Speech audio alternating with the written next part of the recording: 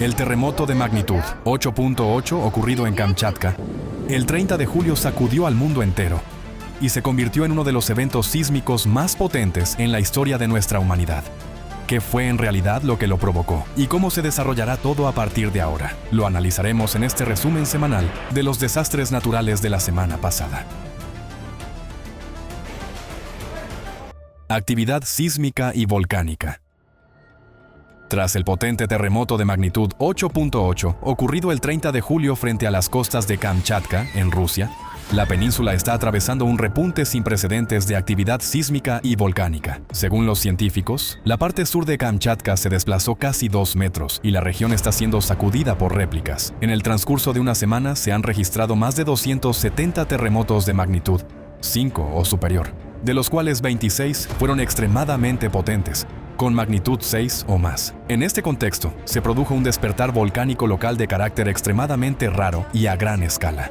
En la madrugada del 3 de agosto, en el volcán Krasheninnikov, que había permanecido inactivo durante más de 500 años, comenzó una erupción explosiva de ceniza, con emisiones que alcanzaron hasta 4 kilómetros de altura. Es importante señalar que combinó erupciones tanto en la cumbre como en los flancos, lo cual es poco común y, según los especialistas, podría indicar la presencia de fuertes terremotos dentro del propio cono volcánico.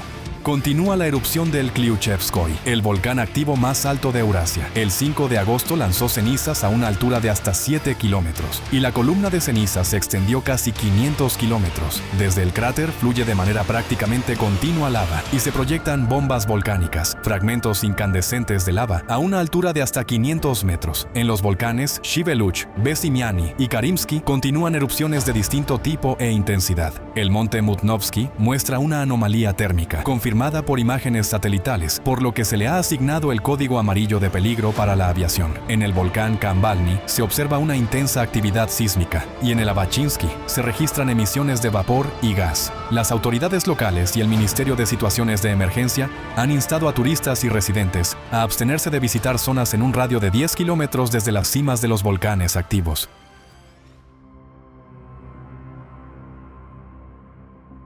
El volcán Lewotobi Laki-Laki, en Indonesia, entró en erupción 2 veces en el transcurso de pocas horas. El 1 de agosto lanzó material piroclástico incandescente y una columna de ceniza de unos 10 kilómetros de altura. La erupción estuvo acompañada de destellos de relámpagos volcánicos. Menos de 5 horas después, se produjo una segunda erupción, aún más potente. La columna de ceniza se elevó hasta 18 kilómetros. Las emisiones volcánicas se dispersaron en todas direcciones hasta 4 kilómetros desde el cráter.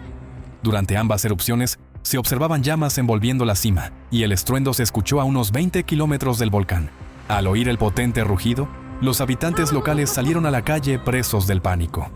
Según relataron, en apenas 10 minutos los techos de las casas quedaron cubiertos por una capa de ceniza, y el aire se llenó de un fuerte olor a azufre.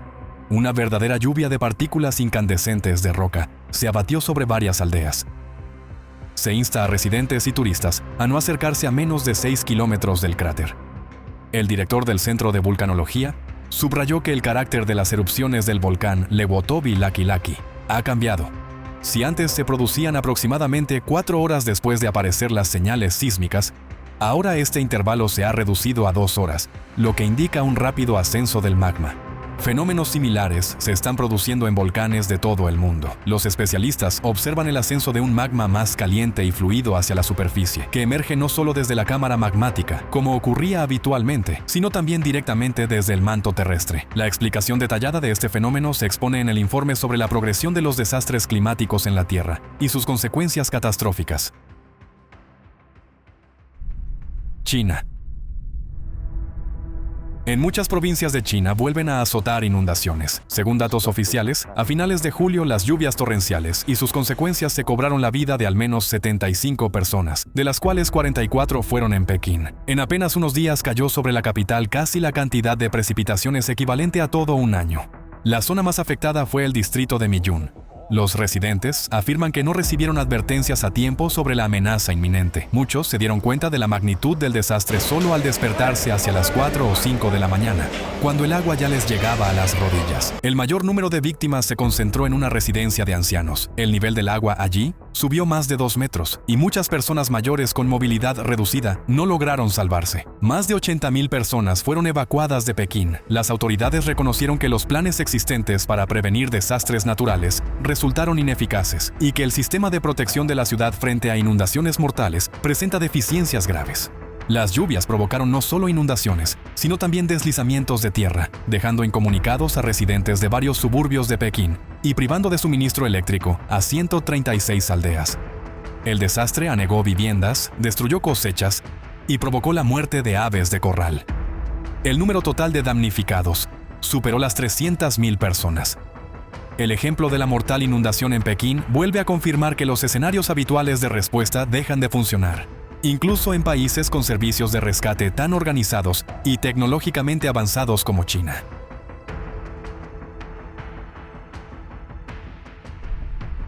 Australia.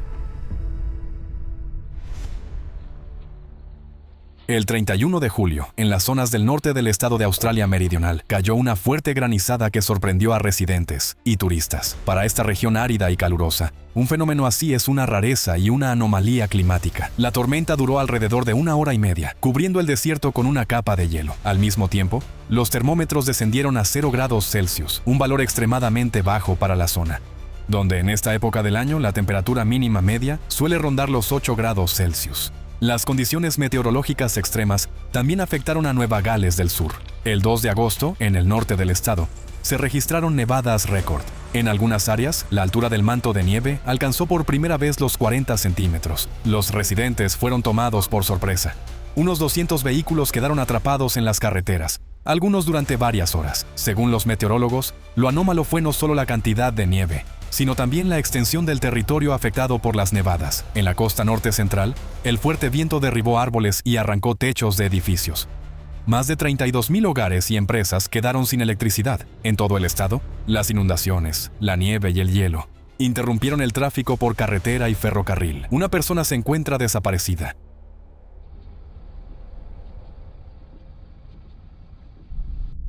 Reino Unido. El 4 de agosto, el norte del Reino Unido fue azotado por la inusual tormenta veraniega Floris. Las rachas de viento alcanzaron los 160 km por hora y en las montañas de Escocia hasta 216 km por hora. Cifras prácticamente inéditas en esta época del año. Decenas de miles de hogares quedaron sin electricidad y las labores de restablecimiento se vieron dificultadas por el mal tiempo, requiriendo la intervención de helicópteros. El viento huracanado derribó árboles y tendidos eléctricos, bloqueando autopistas y puentes. Las operadoras ferroviarias tuvieron que reducir la velocidad de los trenes o suspender por completo el servicio. Alrededor de 150 vuelos fueron cancelados. 2 aviones no pudieron aterrizar en Aberdeen y regresaron a sus puntos de partida, recorriendo en vano casi 1,500 kilómetros. El servicio de ferries en la costa oeste de Escocia también quedó paralizado, causando problemas a turistas y residentes. Por primera vez en 75 años, se canceló el famoso desfile militar real de Edimburgo.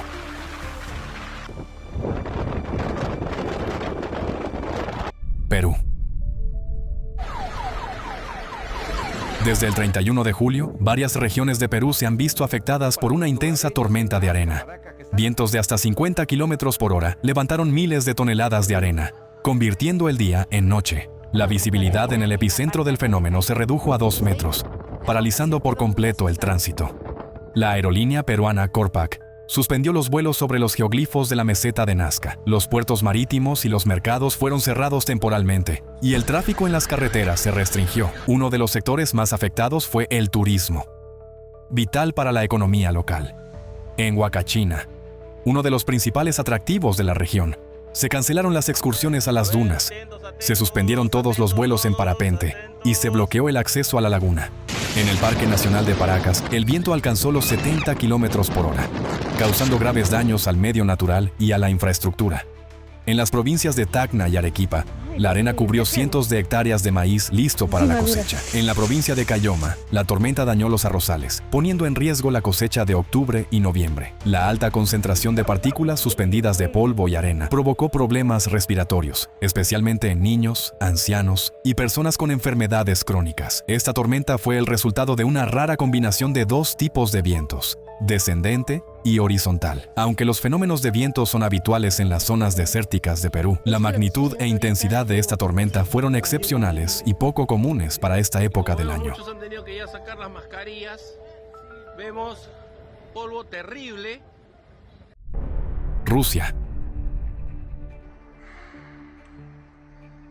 A comienzos de agosto, Rusia se vio afectada por una ola de clima extremo. El 31 de julio, en la ciudad de Tyrniaus, en Kabardia-Balkaria, se produjo un potente flujo de lodo, el segundo en apenas 10 días. Masas de barro y piedras descendieron por el cauce del río Gerkosansu. El flujo principal pasó por un canal especial de derivación para aludes de lodo, pero el volumen de agua y rocas fue tan grande que toneladas de barro salieron de los límites del canal e inundaron las calles. Se dañaron el gasoducto y las líneas eléctricas. Unas 3.000 personas quedaron sin suministro de agua. Resultaron afectadas viviendas e infraestructura urbana, y las carreteras quedaron bloqueadas. Más de 1.000 residentes y turistas del balneario de Elbrus fueron evacuados. Un fenómeno poco común para Karelia, una tromba marina, fue observado el 2 de agosto sobre el lago Ládoga. El embudo se formó en la zona del asentamiento de Ilinsky y se desplazó durante varios minutos a lo largo de la costa. Estos remolinos suelen ser característicos de latitudes tropicales y subtropicales, ya que requieren la combinación de ciertos factores. Precisamente esas condiciones meteorológicas se dieron en la región a finales de julio. La temperatura del aire superaba la norma en 7 a 9 grados, y la temperatura del agua en el lago Ládoga alcanzó un anómalo valor de 23 grados Celsius. El 3 de agosto, en el distrito de Smídović de la región autónoma judía, se produjo un enorme tornado, un fenómeno muy inusual para estas zonas. El fuerte torbellino derribó varias torres de tendido eléctrico, dejando sin suministro a parte de las localidades. El 3 de agosto, la región de Krasnodar fue azotada por lluvias torrenciales. En algunas zonas cayó más del doble de la media mensual de precipitaciones. La zona más afectada fue el distrito de Tuapse, donde se declaró el estado de emergencia. Debido a las intensas lluvias, el nivel de los ríos de montaña subió bruscamente, inundando viviendas y patios en varias localidades. Las aguas de la crecida arrastraron decenas de lanchas y yates mar adentro. En la aldea de Lermontovo, un puente metálico sobre el río Shapsujo fue arrasado. Unos 300 hogares quedaron aislados. En la localidad de Defanovka, un autobús con 25 trabajadores cayó a un río. Afortunadamente, todos fueron rescatados. En la playa de la aldea de Agoy, una tromba marina tocó tierra. El remolino levantó por los aires un bungalow, tumbonas y un hidropedal que cayó sobre un toldo con personas debajo. No hubo heridos. Las fuertes precipitaciones provocaron un flujo de lodo sobre la autopista federal M4 Don, obligando a cortar temporalmente el tráfico. En las cercanías de la aldea de Fanagoriskoye, el río Chepsis se desbordó y colapsó un tramo de un puente carretero. 130 turistas quedaron aislados en la orilla y tuvieron que ser evacuados. En la localidad de Shirokaya-Shchel, la lluvia arrasó un campamento de tiendas del Centro Infantil Nacional Orleonok, donde se encontraban unos 60 niños y monitores. El agua llegó de forma repentina, desatando el pánico, pero se logró trasladar a todos a un lugar seguro. No hubo lesiones graves, solo contusiones y rasguños. Lo que vemos día tras día: inundaciones récord, anomalías de temperatura, intensificación de los vientos, potentes tormentas y el aumento de la actividad sísmica y volcánica son manifestaciones de un único proceso global que atraviesa nuestro planeta. Hemos hablado mucho de ello y volveremos sobre este tema, pero hoy trataremos lo más alarmante: el megaterremoto de magnitud 8.8 en Kamchatka. Se ha convertido en un claro síntoma de los cambios geodinámicos a gran escala sobre los que los científicos han estado trabajando. Científicos de Alatra han advertido en repetidas ocasiones. No se trata simplemente de la actividad del cinturón de fuego del Pacífico, sino del resultado de la presión generada por una gigantesca pluma magmática, un flujo de materia incandescente, que asciende desde las profundidades de la Tierra bajo Siberia, con epicentro en la zona de la ciudad de Norilsk. El impacto de la pluma no provoca deformaciones locales bruscas de la corteza terrestre en un solo punto. Al contrario, se registra un levantamiento general de todo el bloque siberiano de la corteza terrestre, que incluye la placa de Siberia Occidental, el cratón de Siberia Oriental y el sistema de pliegues de Verkhoyansk-Chukotka. Este proceso de gran magnitud, aunque relativamente lento, genera una tensión colosal en los bordes del bloque continental. Como resultado, sus límites externos comienzan literalmente a oscilar, y es allí donde se producen los eventos geodinámicos más activos. A este fenómeno se le llama efectos de borde, y ya se están registrando en todo el perímetro del bloque. En los Urales, en la región del Baikal, en la cordillera de Verjoyansk, en la zona de Kuriles-Kamchatka, y seguirán intensificándose. Por eso, el potente terremoto en Kamchatka no es el final, es solo el comienzo. Y la próxima catástrofe puede ocurrir en el lugar donde menos se la espera. Mientras tanto, representantes de la comunidad científica, especialmente en Rusia, continúan negando lo evidente y transmitiendo a la sociedad que todo está bajo control. Su opinión se presenta en los medios de comunicación como la única correcta, aunque a menudo carece de un análisis serio o de una verificación desde el punto de vista de otras ciencias. Sin embargo, se ofrece al público como la verdad absoluta. También se difunde la idea de que, gracias al potente terremoto de magnitud 8.8, se ha producido una liberación de tensión de las placas y que por lo tanto no cabe esperar grandes eventos sísmicos en los próximos años e incluso décadas, pero el mecanismo de este terremoto es distinto y por lo tanto la evolución de los acontecimientos será diferente si no se adoptan a tiempo medidas para la desgasificación planificada del foco, es decir, de la pluma magmática siberiana. En un plazo de 5 años comenzarán a producirse en todo el mundo terremotos de una magnitud comparable a la de Kamchatka, con una periodicidad de una vez por semana. Al mismo tiempo, cambiará el carácter de la actividad volcánica. El magma empezará a provenir de focos más profundos, lo que hará que las erupciones sean más impredecibles y destructivas. Saquen sus propias conclusiones.